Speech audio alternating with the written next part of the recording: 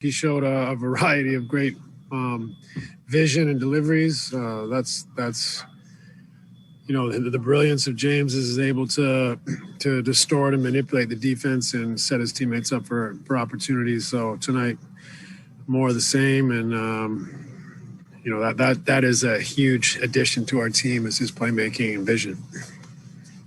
Malika Andrews with ESPN. Steve, your guys' big three, James and Kevin and Kyrie, scored or assisted on 100 of your points tonight. What do you make of that? Yeah, that's what they do. They're incredibly talented, and they love the game, and they came to play, and that's the luxury we have of having those offensive players.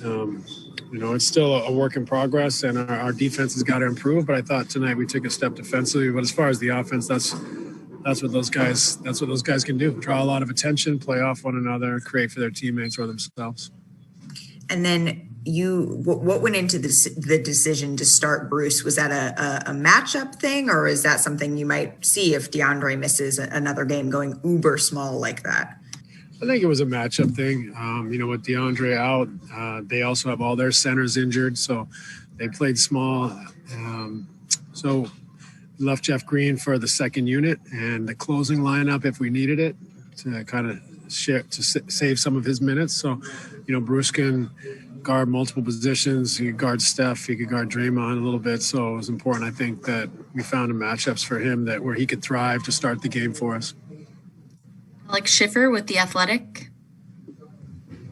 Hey, Steve. Malika took one of my questions on Bruce, but defensively, you guys held them to about 26% from three, I want to say. Just what'd you like about the defense specifically tonight?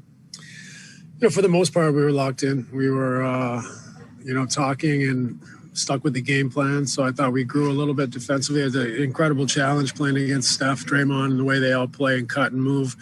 They create opportunities for Steph, and Steph creates space and opportunities for them. So great challenge, and I thought we were pretty locked in with our game plan, didn't make a lot of mistakes, had a lot of focus. Tom Dowd with BrooklynNets.com. Hey, Steve, just following up on Bruce a little bit. He's been so good finishing at the rim most of the time anyway, but with the landscape of the game tonight, with no real centers out there, did it just kind of shape up perfectly for him to have the impact that he did? Yeah, I think it's, he can be that roller. He can be that slasher.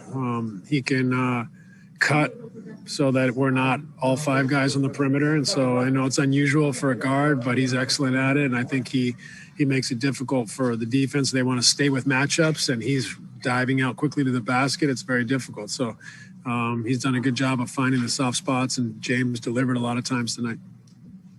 Vincent Goodwill with Yahoo Sports.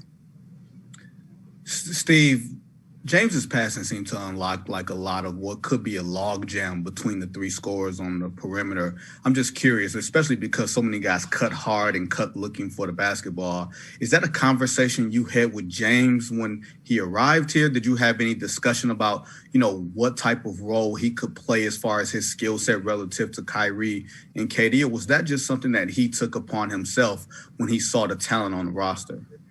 Well, I think a little bit of both. I mean, we clearly, he's elite playmaker. So, he brought that to our team, to our profile as a team. So while he only took 11 shots tonight, still had 19 points, but his playmaking is what makes our team improve more so than his scoring. Now, we want him to be aggressive and score and shoot the ball, but the special part of what he brings to our team is his playmaking. I think that, like you said, does allow it to all fit together. Thanks so much, Coach. We appreciate it. Thanks, everybody. Good night.